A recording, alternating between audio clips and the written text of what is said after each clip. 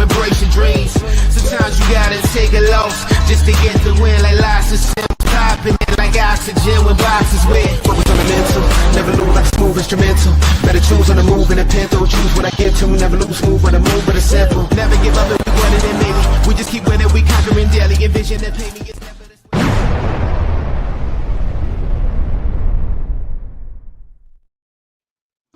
Hey there, this is Divots and Pivots. It's Tuesday night, and I think the rain is finally going to stop tomorrow, but we'll get to that another day. I'm Andrew LeDuc, a.k.a. Mr. Mallard, as always, joined by Bud Copeland at This Buds for you with an E. Don't come at him, Budweiser.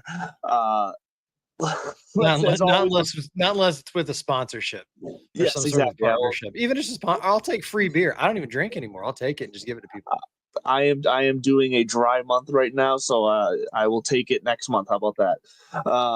As always, brought to you by Acorn Hills, acornhillscode.com. Get over there. Use discount code TBFY15. Get your 50% discount on all the shop items there, apparel, and some pretty cool little trinkets for the golf course as well, such as ball markers, things like that.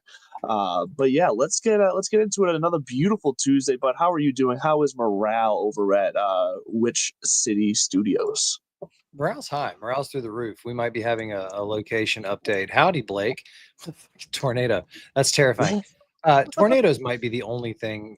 Tornadoes are what scare me in life because you can't prep for them really, Right. You can have the bunkers and everything, but morale's great here. We'll get into all the reasons why it shouldn't be in a moment, including the rain. Like you can see, I just came in from outside, but what prompted your dry month? You feel like airing out your laundry? No, it's just literally out of straight curiosity of how much weight I would lose just by only changing that in a month. Like, I'm not changing anything about my diet or anything. I'm just genuinely curious about like how much I lose. You will be overwhelmingly surprised about. And that's what I think. It's not like I'm crazy overweight or anything. I'm just genuinely curious. And the roommate's texting me Mother's Day ideas. I love it. Don't forget, folks, Mother's Day right around the corner. Acorn Hills Code. They've got some beautiful stuff there for the ladies, and they've got some comfy stuff that is they can go either way, including this sweatshirt that I'm wearing right here. It's got the bear, the hoodie, Acorn Hills right there on the cuff. Where's that Acorn? There she is, right there.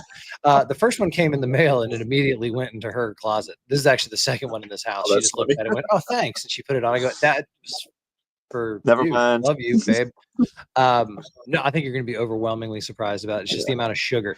That's what you're going to crave, though. Right. That's what you can't offset it with, because what you'll find is in about a day or two, or going into week 2, you'll just be gobbling up like gummy bears and Skittles and like bags of chocolate. And you're like, it's cool. It's cool. I'm not drinking, so it's going to be, so you might actually gain weight, but what the hell? The intern's screaming for me. We don't leave a lot of like candy and chocolate in the house. So that's my weakness. Right. Even when I did drink sugar, I'm a salty guy. I need chips are my weakness. Chocolate, I'm not that big of a, like, I like it, but I won't go crazy on chocolate. I could, if biology would allow, I could honestly live on Ben and Jerry's chocolate chip cookie dough ice cream for the rest of my life. Ben and Jerry's is a different story. Ice cream, you got me. That's my sweet. That's my Achilles heel. All right, back to the golf. All right, dude, things are great. Morale's high here on the North Shore.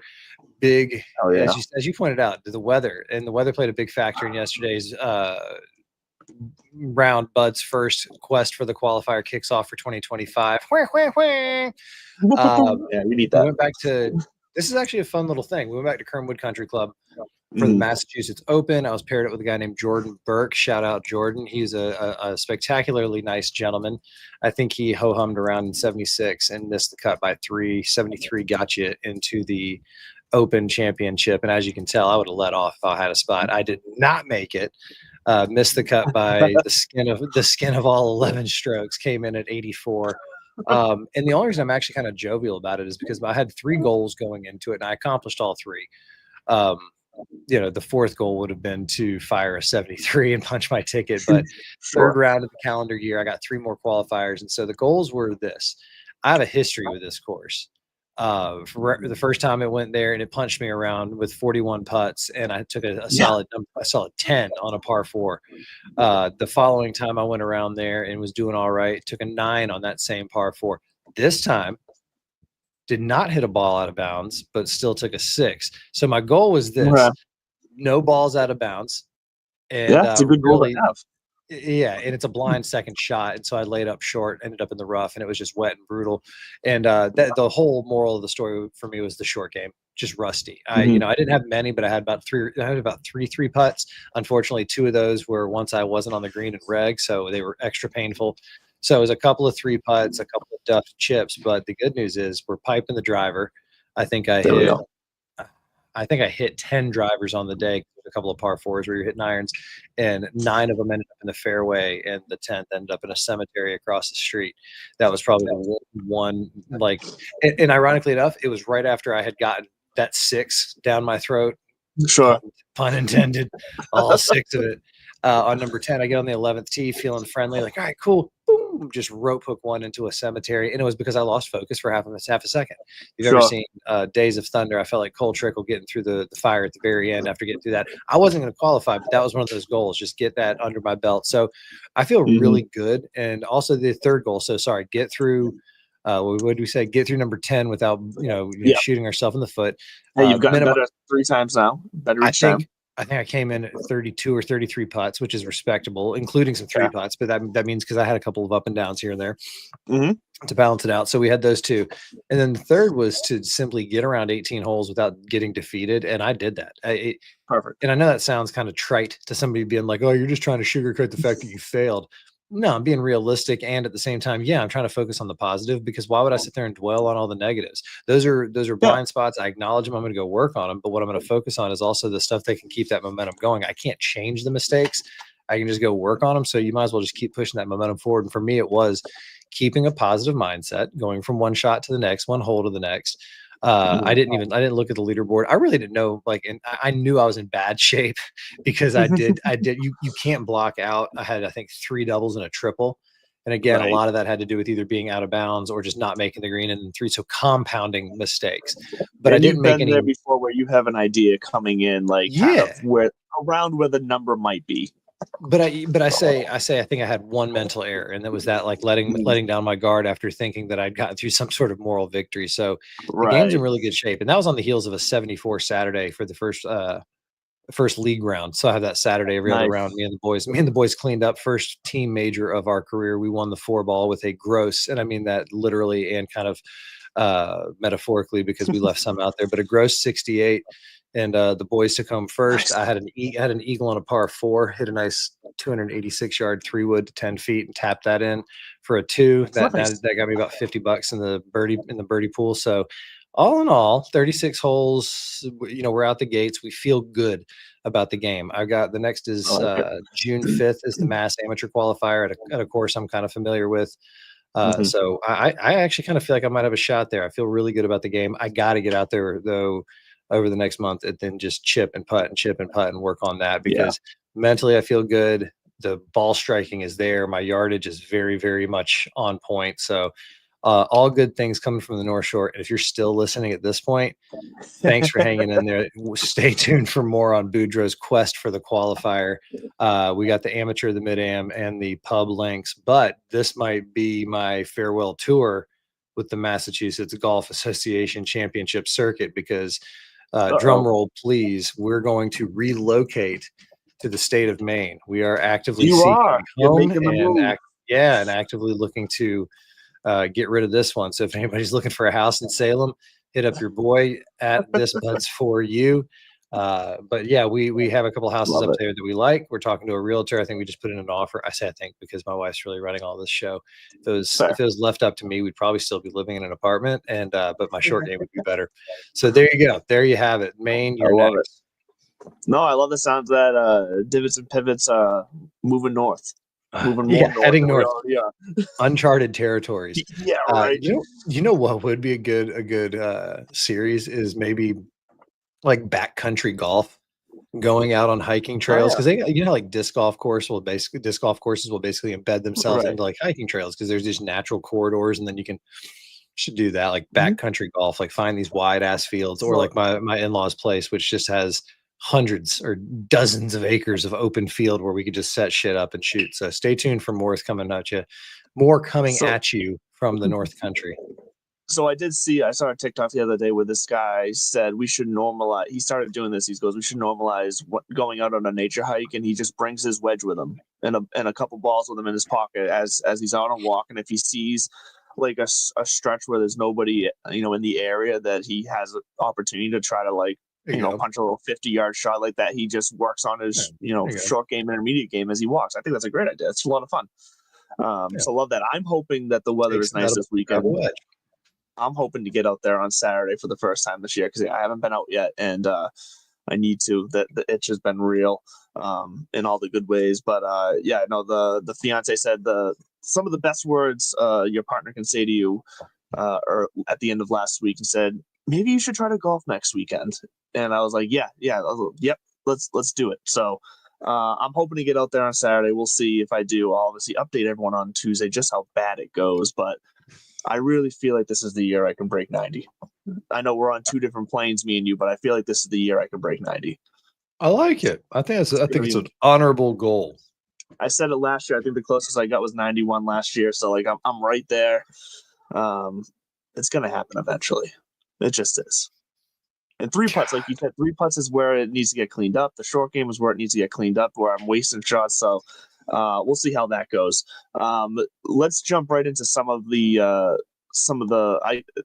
I guess not talked about enough news going on this past week, but the Q was this past week, or at least it aired this past week. Where we found out that the content qualifier. Yeah. Go ahead. Sorry. Yeah, the Q. So the Q at Myrtle Beach. So Nathan Franks won with a 3-under. This time around for the Q, they had a mixture of collegiate golfers and content creators. So it was a nice mix.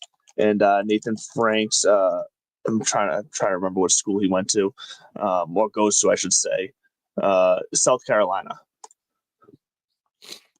Yeah, South Carolina. So he's SEC South Carolina school. He goes out there and wins at 3-under. Joe Hooks, Tyler Watts. Really, the first creator I saw was Sean Walsh from the Good channel. He shot an even 72. Outside of that, the 4 ahead of him were all collegiate. The other creators, let's see, George Bryan shot a 2 over. Ben Kruper shot a 2 over. Peter Finch 4 over. Michael Morris 5 over. Roger Steele 6 over. Kyle Berkshire 6 over. Those are all creators. But then the creator that I really want to see do better, Fat Perez. I got to go back and watch. I got to see what happened. 17 over, 89. Not really in it at all. Did you catch any of this, or judging from your reaction, I'm assuming you completely forgot this was happening last week? Fuck no. Or that it was airing last week, I should say. It's up on YouTube now, so I got to go back and watch. But because I am genuinely curious to see, what happened with Fat Perez, that he was that far off the pace. I love you for bringing this up. Thank you so much for bringing this back up. Because actually, I saw old tons of love on the leaderboard there, and it made me feel better about my qualifier finish at 14 over with his 17 over. Also, I think he and I have comparable handicaps, so I think it'd be fun. I believe you do from that list we talked about last week. This highlights just how uncharted these territories are that we're entering, and how we're still in beta stages of all this, because we had this, which was supposed to be kind of that spark, but since the inception of this, we've also had some creator classics, and we got another one this week at a phenomenal site, even though if a lot of these names might look kind of, who are these people? You might have to search a couple times. Don't have to search hard for Paige Sporanic. That's for damn sure. Glad to see she's going to be out there in all her glory. God love her. Yeah.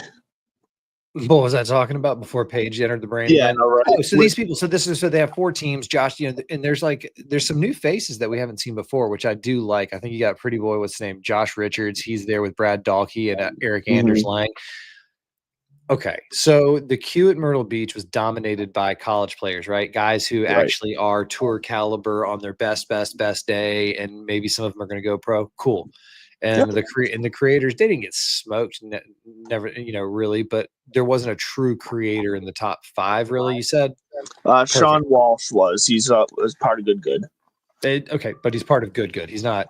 I believe he's Let me double check. I believe me he ask you says this. it, but Anybody under threat of suspension by the PGA Tour, or no. no, So no. they're all Sean Walsh was actually a Corn Ferry player before he went to Good. good. All right, great, Graham, So he's wonderful, got fantastic. some So he's a history. Brian brother. He's a former pro, Basically, yeah. so he's an entertainer now. And A then Luke you look Kwan type. and you look at like how much effort the tour is putting into these creator classics now, especially trying to highlight Philadelphia Cricket Club and elevating this kind of unique opportunity right leading into a PGA Championship, a major where the PGA Tour is kind of riding this wave that started back at the Players, ran through, in Arnie's Place and the Masters and Hilton Head and all of this, and then we see Scotty, just in a week where it might be ho hum, he goes and just ties a tour, which the fact that it wasn't in Hawaii. I mean, yeah, I get TPC Craig Ranch isn't exactly Philadelphia Cricket Club or Oakmont. Jesus. The intern's getting wild. But the PGA Tour has had a pretty good run here, and I think they're going to put a bow on it this week with the Truist. So the content creators are just that. They're content creators. They're entertainers. You can't expect much more than that because, as we've seen with Grant Horvat in his most recent video with Scotty Scheffler, they go bum around Scotty's old club. And once again, Grant himself is a +5, +6, something like that. Like he's a baller, but this is a perfect example. He's admittedly like, I'm not you guys. Like, this isn't my like, he's like, I'm good at the sport. I'm good at the game. This is literally your craft. And there is a difference. And I like that he respects that. What I do think he's getting a little thirsty with, and I'm glad Scotty kind of said it because it's logical and it's like, stop, dude. You're like, I get it. You're trying, but he was talking about like, man, do I take this thing? He was almost doing a Tom Cruise impression of Grant Horvat, talking to him about this opportunity. And I'm busting his chops a little bit because I think he's trying to milk it. Like, do I take it? Don't I take it? Dude, you're going to take it. If you don't take it, everybody's going to think you're an idiot. Right. He's pulling the Brett Favre, just drawing out the storyline as long as he can. Exactly. Because there's no smoke around the suspension of Brian. That's going to play out. I think if it holds, everybody's gonna go, well, that you were warned. And if it gets overturned, I don't think there's going to be this huge rash of talent trying to go play these events. I think these are unique individuals, but it does highlight the difference in them and just how hard it is to be good enough to be Scotty Scheffler or Jordan Spieth or Eric Van Rooyen. We'll get to that comment in a little bit. But watching that back and forth, and Scott, did you see the exchange with Scotty and what he finally said to him about this PGA Tour start and whether he should? It's a Stableford, right? Have you seen it yet? I didn't see the full clip. I saw him, mention that it was a Stableford, and then I had to turn my phone off because something came up. That's fine. Scotty, I mean, and Grant was playing the whole like, if I do this though, am I taking a place of some guy on tour who's grinding it out? Right, which is a fair way to look at it. It is until you hear what Scotty has to say, and then it's one of those things. It's coming from Scotty Scheffler. Who's going to argue with them? Like, who's going to argue? And he does say, he goes, that's a very noble or honorable or kind of thoughtful position to take. He goes, however, it's a sponsor's exemption. He goes, you have done enough for the game. He's like, you contribute so much.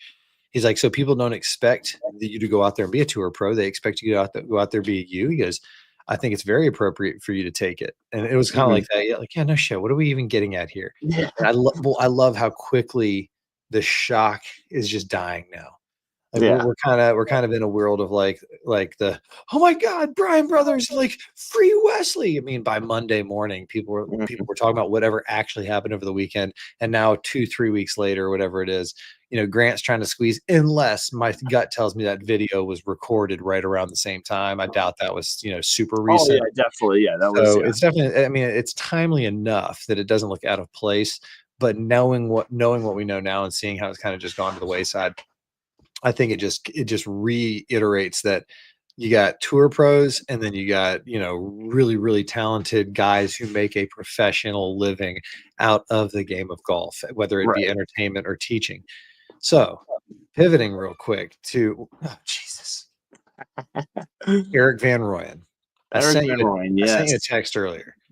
And actually pause real quick in case you're curious about the Creator Classic. It is at the Philadelphia Cricket Club. We're going to talk about the Truist this week and everything and why it's there, et cetera, et cetera. We all know that, but pretty unique spot that they're at.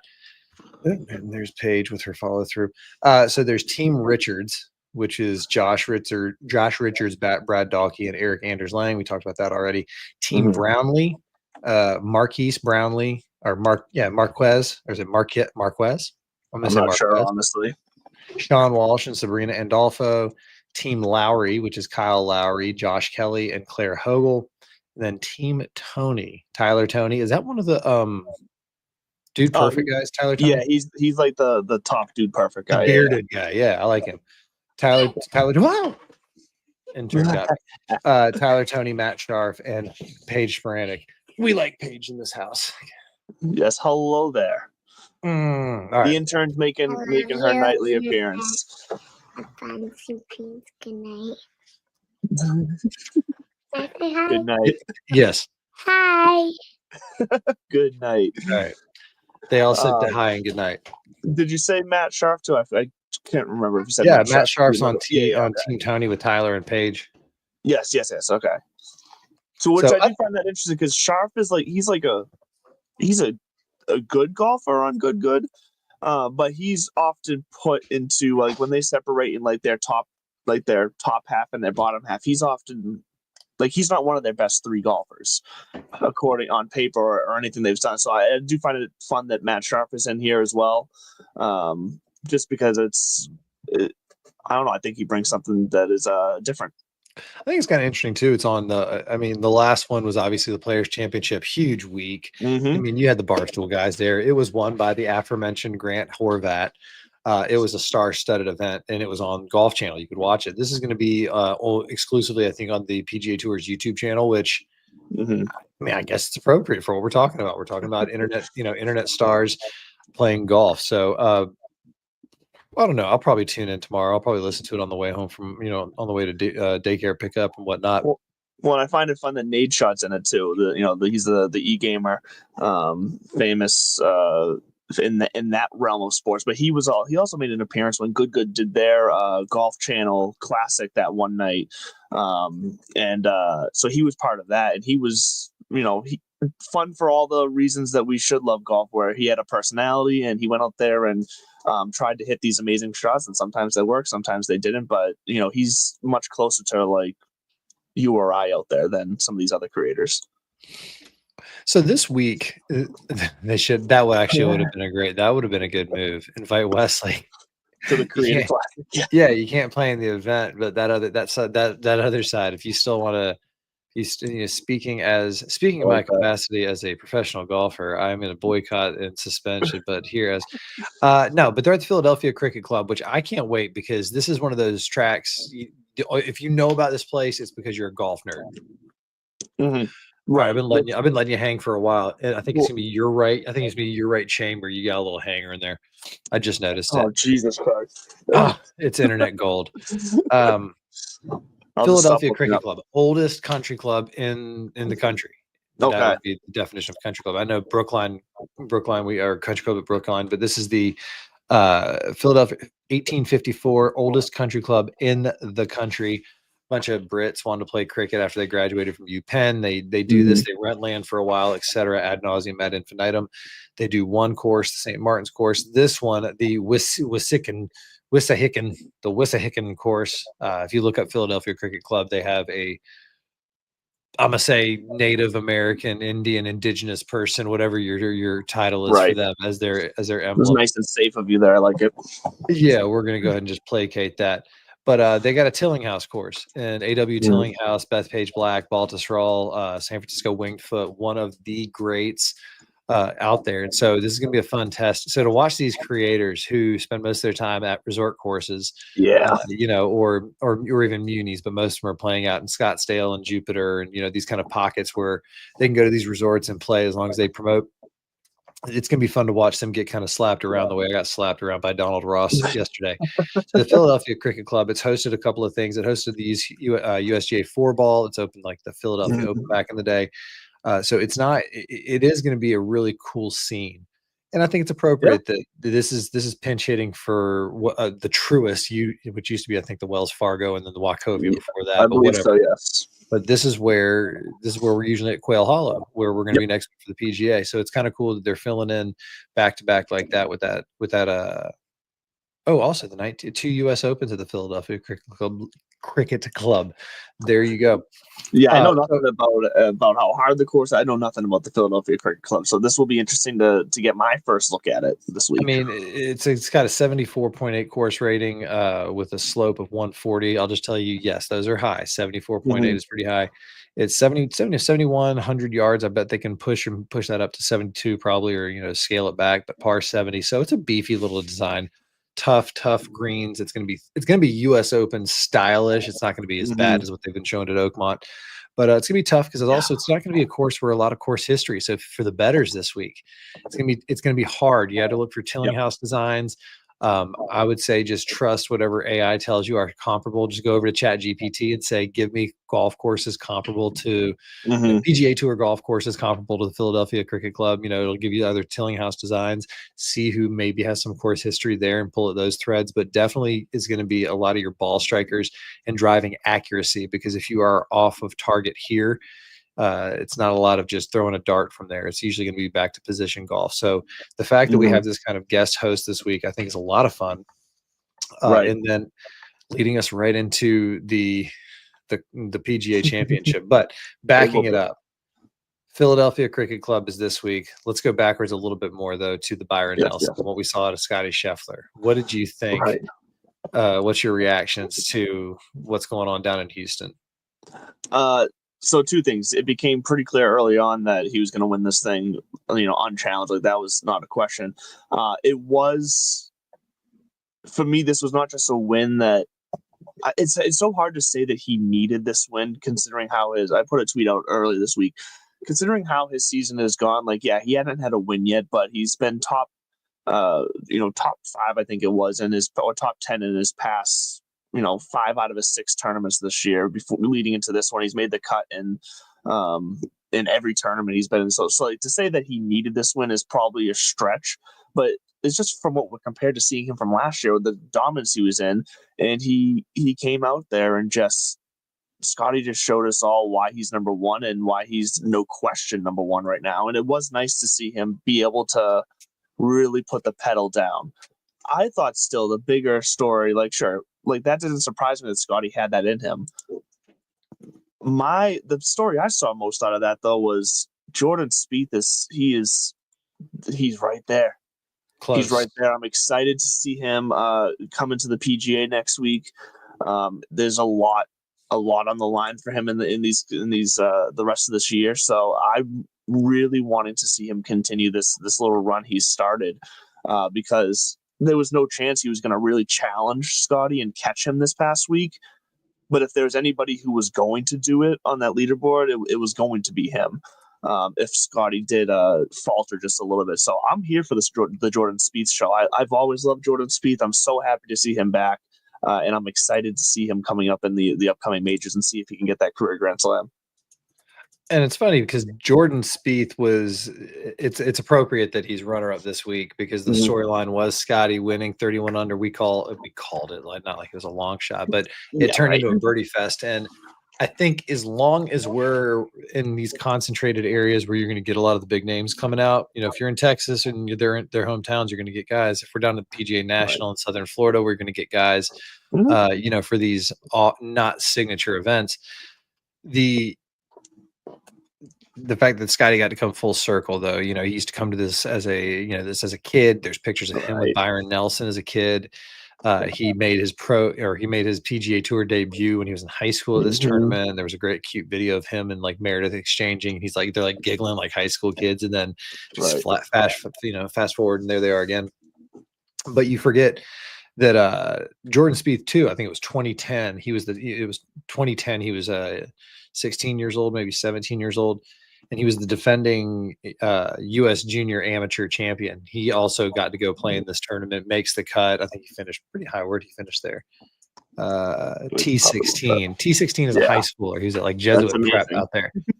So it's a pretty cool event. And I think, I need to give it a little more little more leeway. It's up there. It's got John Deere status now with me. I'm going to stop punching it because as long as the big names show up for it, we'll tune into it, which leads me right into Mr. Van Rooyen and back to the Philadelphia Cricket Club. Mm-hmm. Rory said at the beginning of the year, if you're going to have us come out to places, if you want us to come to places, then make them cool places. We don't care. It's not about the money really so much for us anymore. But guess what? It is still about the money for the sponsors and for the television programmers and for everybody. So Eric Van Rooyen, where's Eric Van Rooyen right now? Eric Van Rooyen. Are you talking about his ranking? Yeah, FedEx Cup. So when I looked it up, FedEx Cup. Sorry, I didn't look that up. I looked up his World Golf ranking. World Golf ranking. He's 53rd. So he's 53rd. So pretty. Is he in the field this week? I believe signature event. So Philadelphia. Yeah. So he's in there. But he had a comment about this whole field size thing. Yes. And he's saying basically there's so many good people on tour, which is an argument I make, and we'll talk about Liv a little bit because they get a couple minutes today. Not because they did anything, but actually because they used to do shit, but I'll get into that later. So they make it so easy. But Eric Van Rooyen talked about how like these signature events, it's a shame because the fuller the field, the more opportunity guys have to kind of show, stand out, get the good stories. But here's the problem: the unknown doesn't draw the eyeballs. It might make you watch the next time around. But these sponsors don't cut checks based on, if we get a good story no, they need to know. They need to know like who we can start promoting and how far out so we can guarantee eyeballs, et cetera, et cetera. So the argument comes, well, why can't you just take those 70 guys, make them commit, and then still bring in another 30? Because the off chance that all 30 alsos are on the top leaderboard on Sunday and there's no eyeballs watching them. Right. You see where I'm going with this? Yeah. So, and I understand his side of it. He is a pro golf. He is one of those guys, every opportunity is great, right there. Cause he's Eric Van Rooyen is a very, very, very good professional tour golfer. He's not elite, I wouldn't say, if we even categorize golfers like that, but he's a staple of the last few years. And I think he's going to be a tour staple for the next few years. But all of this talk, and he's not the only one, he's just brought it up, but I hate the argument about these shrinking fields, because why did we give a shit about the Byron Nelson? Because it was Scotty and Byron and Jordan trying to chase him down and big names. Why do we care about any other tournament like these majors? Because they're big names. So it's a television show at the end of it. It really is. If the US Open was truly just qualifier every year, everybody has to qualify no matter what. Kind of way they used to do it back in the day for even like the PGA and the Open Championship. You had to go to a qualifier no matter what, way back in the day. But if they started doing that, the risk is too large. That's why the US Open, the PGA, they all say, top 50 in the world, you get invited, because if you want to, that's who this is for. Right. It's not for, these guys who catch lightning in a bottle and make a quick run. We love the Cinderellas. They're great. But if the Cinderella becomes the norm, then the regular season is just shit. If we can't guarantee a good curated product throughout the year that then culminates, and even we've seen them saying that we're making changes to the Tour Championship, no more staggered scoring. Everybody's just going to start at the same level, but it's going to be more cuts. And so they are going to basically try to push this into some TGL style 1v1 looking. It's not going to be match play, but it's definitely going to be like a final 4, final 8, final 16. I think they're doing like a final 16 on the weekend, and then Saturday cut down to 8 on Sunday. But then those next 8 that are part of that final 16, they're battling for position in the next year. So it's going to be interesting, and we'll tune in for it, because we're going to definitely get 30 really high caliber golfers. And so while I empathize with his position that signature events and shrinking field sizes takes away opportunity, what it doesn't take away are eyeballs. And at the end of the day, that's what pushes this. So maybe the PGA Tour is onto something here with this creator stuff, because if all of a sudden they can create this middle tier of semi-professional creator golf that is almost a relegated place, I mean, that could be some shit right there. Bring back the Big Break. If you ever remember that old show, Oh, Golf dude, Channel I show, used to that's where love that show. That Tony was Finau's a fun. big bait guy or a That big was break guy. that was funny that when they used to have to hit it over the big wall, and obviously the where they get the name from, hit it through the painted glass, like all those things. They were just fun. It was a skills challenge. That's what it was like. The NHL does with their All-Star game. Yeah, it was But like Big Brother meets Survivor meets golf. Yeah, it was good TV though. I loved it. And that's where you're going to get these guys who are going to shine. So the 4 guys at the Q at Myrtle Beach, we're going to get more of that because the PGA Tour right now is promoting even harder. Luke Clanton, was it David Ford? I want to say they're already putting Jackson Coyvin's name out there, even though he hasn't gotten his tour card yet. Gordon Sargent, all these guys who are about to come off the PGA Tour U program, just like Ludwig Oberg. So that's they're going to get more love because they're going to be again more camera ready, so to speak, than the tour pro who's been grinding it out. The Ben Griffins, unfortunately, while we love Ben Griffin, and you are right. Thank you for pointing him out on TikTok because he's one hell of a follow and he gives a pretty good insight. And I love his interviews. Even after he won, he's like, "Yeah, the shit's hard. Like you do this forever. It's not like, it's not like you expect it. You work for it, you dream for it, etc. But that's not the norm. Again, who did we lead off with? Oh, Jordan Spieth. He's back, baby, because excellence is what draws the eyeballs. So unfortunately for Eric, I hear you. I feel you. I just don't care anymore because I don't think it's a meaningful conversation. That ship has sailed. We're going to have smaller fields, higher caliber talent. But will we always have the higher caliber talent? I think so, because I think as long as the PGA Tour stays firm to like, no, you got to be in our program, and sponsors exemptions don't start flying on these signature events, we'll be good.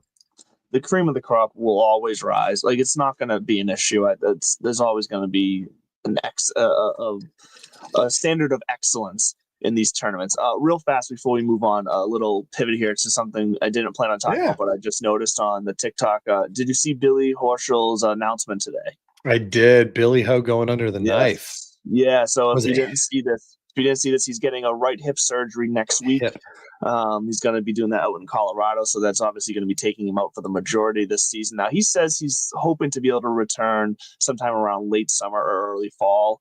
I don't know all the medical stuff around hip surgery, but that seems early to me. I would have guessed we didn't see him until next year, but who knows with the way modern medicine is. But this, I think the bigger part of the story here is that this will pretty much completely take him out of Ryder Cup talk as well, because he's obviously not going to make top 6, but with the question mark around this injury and his rehab, there's no way he's going to get a captain's pick either.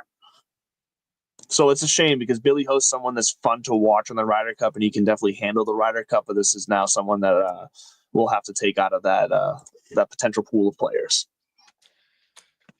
I like him. I think this might have been his last shot. It's not gonna be his last shot because even with Jay Rose at 44 making a run at the Masters, and these guys how they're taking care of themselves, and we've talked about the Overton window for what's expected of these guys in their 40s has changed. Best of luck to Billy Ho and the Florida Gator in his rehab. I think we'll see him again. Probably, I think he's going to just go ahead and set his sights on the next Ryder Cup and just say Adair Manor. That's where I want to make one more run at this before I start getting into the Brant Snedeker territory where they're talking about me for captaincies. Shout out Brant getting the nod for the President's Cup next year. I did see that. Yep. So there are, let's see here real quick. 15 live golf full-time players set for the PGA Championship. And all right. I look at this list and I want to make sure. Yeah. Outside of, let's see here, David Puig. Oh, yeah. David Puig and Tom McKibben, who just signed with Legion 13. Tom McKibben was one of those DP World Tour guys, got the top 10 or top 20, whatever it was. PGA Tour said, here's your card. And he said, no, I'm going to go to Live, which, all right, that's your big win. Go for it. Take Tommy. I'm not too worried about that. I look at the rest of these guys, and I texted you. I don't know if I texted you about this or not, but it's a point that I often make. And they say these live golfers are going to go over to. None of these guys are live golfers outside of Tom McKibben, who even isn't a live golfer. He's a DP World Tour product. Yes. Who got and sniped. I think Puig might be the only pure liver on there because you got Richard Bland, DP guy, Dean Burmester, DP guy, Bryson, Sergio, Tyrrell, Dustin Johnson, Martin Keimer, Brooksy, Phil Mickelson, Joaquin Neiman, John Rahm, Patrick Reed, Cam Smith. Yeah. All They're guys who all made their fame elsewhere. They're all PGA Tour products who have a side gig that's spun off and sunk almost $5 billion into the investment with God knows what for a return. And I really do think that we're going to see the end of Live Golf probably in the next 18 months because it doesn't seem like the PGA. We keep hearing about everybody wants reconciliation now. We just want a world where these guys keep competing. Right. I think the PGA Tour is just going to ho-hum. In the world of politics, we call it a pocket veto, where the president doesn't want to actually veto something and go through that, so he just sticks it in a drawer until the legislative session is out, which means it's like, hey, whatever happened to that thing? Oh, I don't know, man. But the deadline was yesterday. I didn't sign it, so like you're gonna have to go ahead through the whole process again. Right. I feel like they're just going to let whatever conversations they were having die and then see what happens with Liv, because it's been a while since we've heard of those conversations. Liv's floundering, dude. I just don't know what their next move is going to be because team golf's not catching on. I don't think the buzz around Crush. Again, we're talking about individuals who have PGA Tour, product as their base and their foundation, and nobody's thrilled, or they're thrilled that we're not, in love with their new thing. I mean, good for you. It was fun. I was talking to a guy yesterday about the Live Golf event. He said he was out there and he had a good time, and I told him about our experience. And then I asked him his opinion. He was like, this guy's played in 4 U.S. mid-amateurs. He's a stick. He knows golf. And he kind of said the exact same thing we've been saying. He goes, it's entertaining. He goes, it's just different. I told him my theory about the music, which I think that the music could be considered an actual aid because you could get like the tempo could help with your rhythm. Right. Yeah, we've talked about that before. And like they wouldn't allow a metronome. They wouldn't allow you to carry a metronome on the putting green to like get your tempo down. So the music could be a helping aspect. But Liv got their PGA Championship invites, and somebody will keep a scorecard. Where'd they finish, made the cut, this, that, and the other. But where do you think we are in the evolution of the Liv story? Unfortunately, where we are is me asking the question to both myself and to you if Bryson snapping his little choke streak with a win on Liv Korea really means anything for what he's going to be able to do in these upcoming majors. Because when I saw he won Liv Korea, and I was like, oh, I mean, good for him, but like it didn't answer the question for me of where he's been, being able to get right there in these past couple majors, but he's just not able to finish it out. And I don't feel any more confident that he's going to be able to until I see it at this point. And seeing it on Liv is not seeing it for me. Well, I mean, when you've got Charles Howell III chasing you down, nothing prepares you for a major than Chucky 3. Right, Augusta, Georgia. And then right behind him, you have the asterisk himself, Taylor Gooch, coming in at 3rd for Smash Golf Club. I mean, he looks like the after picture for a guy who just went through traffic school and is 387 days sober. No disrespect to any addicts out there. Get your help if you need to, but I'm just saying there's a type. You know what I mean? I think you have a point. I think with Bryson, but he's unique. He's the exception. He's not the rule. Even Joaquin Neiman, who's been this he's the world beater. Like, well, hold on, real quick. Not on PGA. He can't even finish top 15 in a major. I was about to say, what has he done? What has he done in majors? And I think he is in his 2nd year with Liv now. Yeah. So in majors, 2025 T29 at the Masters. Last year he was T58, T39, T22. Yeah, you're right. He really, since his T16 at the Masters in 2023, back when I think he was still on the PGA Tour. Moved to Live Golf. When did he go? I think 20. Yeah. So yeah, it's not a real great testing ground for the majors. You got your Brooksy and your Bryson as your outliers, really. And I do think, though, and I know we just like to shit on Liv for a few minutes. I do think you have a point with Bryson being a guy to keep an eye on after coming off this win, because being as close as he was at the Masters, falling short, and then we talk about his inability to finish. Maybe that thing at the Masters was like, no, fuck this. I know what I'm doing, and I'm going to refocus. I'm going to dedicate. I'm going to win. He wakes up, watches American Psycho, does his push-ups, he drinks his protein shake, hits the gym, donates to charity, whatever. Bryson's going to be somebody who's going to be interesting to take a look at because, not to get too far ahead, next week we'll talk nothing but PGA. We'll get into Quail Hollow. Obviously the host of the PGA, but usually the host this week of the Truist Championship. The storylines couldn't be lining up any better. Danny Rapp is. I think Danny Rapp did it out perfectly on Twitter. Yeah, I mean, and because it writes itself. You've got Justin Thomas coming off a win and going to a place where he got his first PGA Championship. Rory's won at this place 4 times. Jordan Spieth is in form, and he's the next on the list looking to try to close that career major. You got Bryson in form. So all the stars are aligning for a phenomenal PGA Championship next week. Mm-hmm.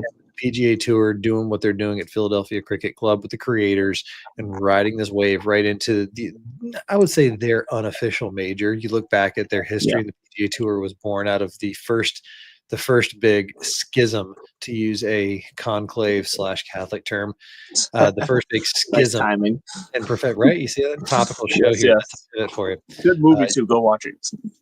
Conclave. I'll tell you what, hell of a twist at the end. Did not see it coming. You got to watch it. I'm not going to watch it. What happens? You know what? I'm not going to watch it. Here's what I do. Honestly, here's what I do.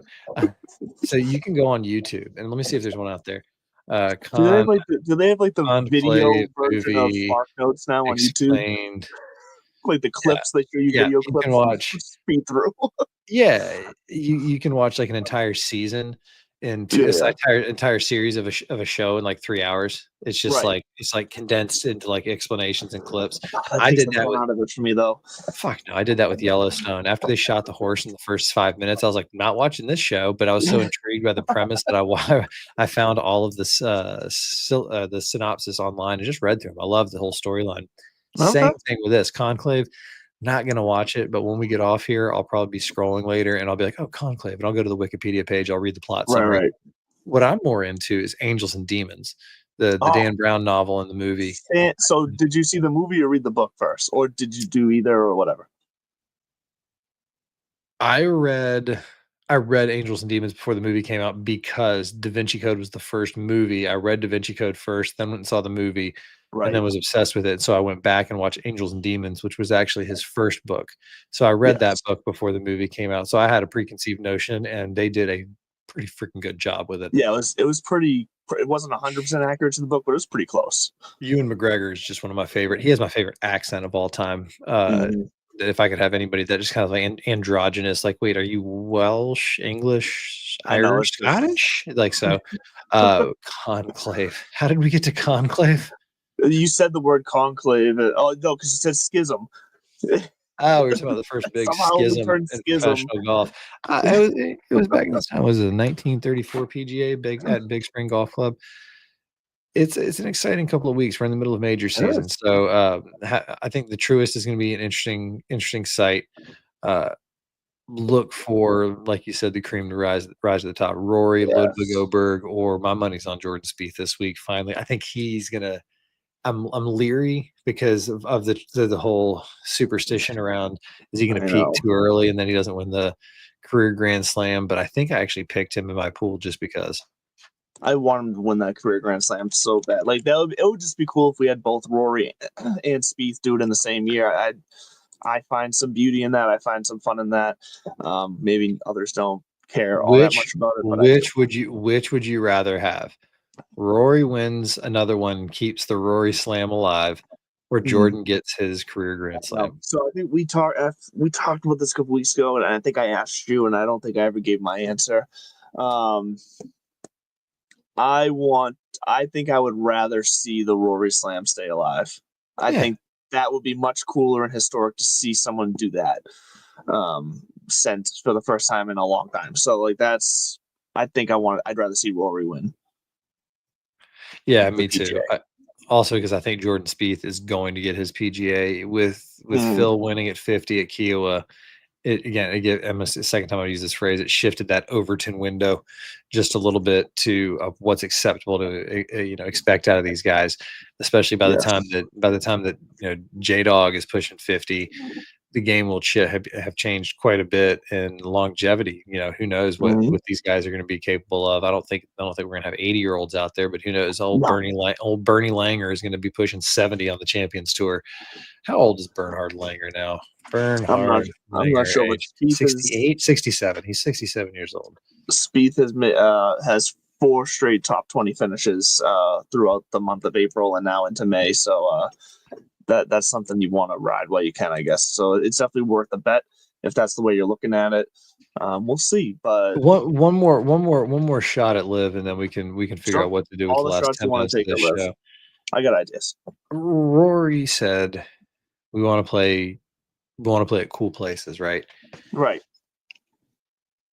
That said, I think it was Trump International in Scotland, because Turnberry's back on the road of conversation, but Trump International Scotland, something like that, just got listed on the DP World Tour. People are going nuts for it. They're like, it's one of the most beautiful courses in the world. Can't wait. And they're like, because this is the type of course that is going to make every pro go, wait, where are you going? Oh, yeah, we want to play that. So what we got coming up from Live Golf is... And I understand the timing of their schedule. They do place things opposite of or near to these majors, and then they go other places in between. So leading into the U.S. Open in June, really, where the fuck is this? They're going to be in Dallas at the Merido Golf Club, which I know nothing about. Yeah. Before that, they're going to be at the Robert Trent Jones Golf Club in Washington, D.C., which is a nice track, but it's nothing that makes their kind of socks roll up and down. This is what gets interesting. When they go overseas, they can lock up the great spots. When they're in Spain, they're at Valderrama. Ryder Cup site, beautiful place, Spanish Open type to place. John Rahm talked about it. In the UK, they're at the JCB Golf and Country Club. Again, don't hear much about it, know much about it. Bolingbrook in Chicago is something that we've heard about a little bit. But then the club at Chatham, I just don't know where the Cardinal at St. John's. I think that we're seeing the beginning of the end, and I really, really, really can't wait to see what happens when the first round of contracts expire. That's going to be such a big storyline, and it's going to be such a dramatic watch to see it all fall apart. And because like we've predicted for long now, that is what will happen. But I'm curious to see how it happens, and those contracts are just going to be interesting. Real fast. Oh, go ahead. Sorry. Last thing, because it's on the Live front, but it's more of a positive. Did you see Captain Keegan's dinner with prospective Ryder Cup members in Philadelphia? Oh, I did not see that. It's happening apparently right now. Oh. Tuesday night in Philly, Captain Keegan Bradley will host a dinner for the current top 20 in the USA Ryder Cup standings. Also invited are members of the 2023 Ryder Cup team, the 2024 President's Cup team, and Live players Bryson and Brooks are scheduled to be at the dinner. So I think Team USA is counting them out as far as captain picks.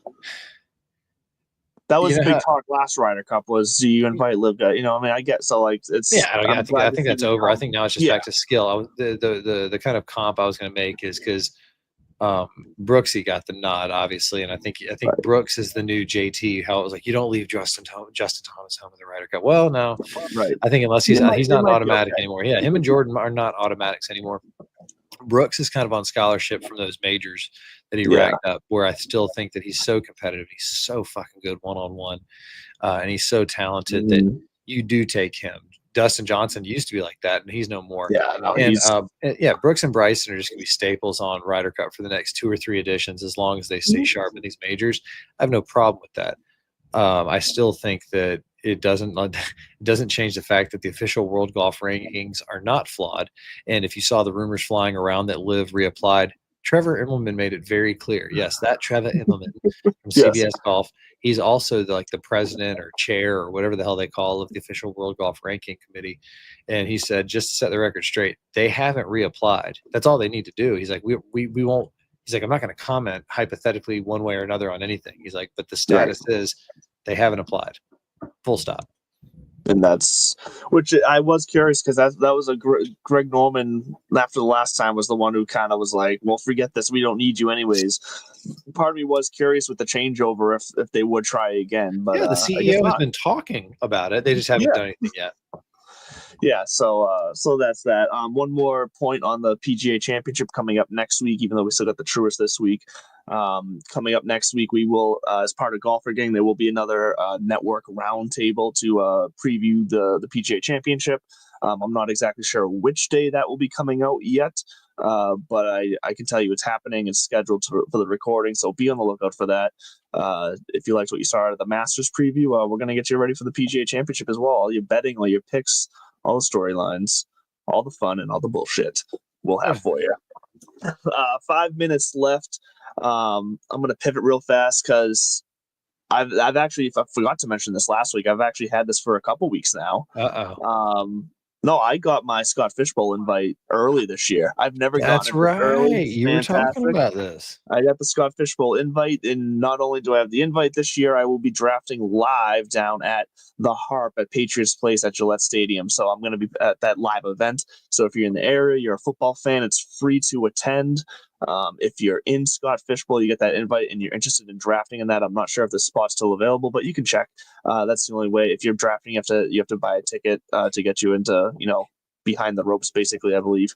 But other than that, anyone can come and attend to watch, party, hang out. I'm pretty sure there's going to be auctions, giveaways, things like that, all in the name of charity through fantasycares.org. So, it's going to be a fun time. I'm excited to draft live for the first time. I'm in the Hartford Whalers division, which I'm pumped about. I chose it specifically because I just think that merchandise is going to be pretty cool. I think that old school Hartford Whalers logo is that color scheme, the logo, all of it. It's just, it pops, and I love it. And the other two options were the Boston Red Sox, lame, boring, done millions of times. And then something unicorns was the other one. I forget what it was. It was like I don't know. I forget what town it was, but it was some random town unicorns. Have you ever heard of a New England team, or at least a Southern Mass or Connecticut or whatever, with the name Unicorns? Because I never heard of them. I don't even know what sport it is. Was it Provincetown? No. Oh, unicorns, not rainbows. No, I haven't. But it just, when you said the Whalers, it reminded me of one of my favorite moments from Mallrats. Have you ever seen Mallrats? Yeah, I've seen Mallrats. When Jason Lee's sitting there playing Sega, and she's like trying to go have breakfast in Hartford, the Whale, they only beat Vancouver once, maybe twice in a lifetime. R.I.P. the Whale. God, I watched that on there was an ESPN 30 for 30 on that the other day, or it was a short or whatever. They were talking about the breakdown. I wasn't living up here at the time, but I can't imagine. It would have been like taking the Braves out of Atlanta. It's like, what are we doing here? Right. Although I guess they have taken the Braves out of Atlanta. They're north up in Cobb County at Truist Park. Funny enough. Look at that. You know what that is? What we call a nice way to bring full circle to land the plane. Something that we're just experts at here on the show. That's gonna do it for us here this week, guys. It's another beautiful Tuesday. Rain, go away, please. I want to play golf this weekend. Catch us every Tuesday here, 8:00.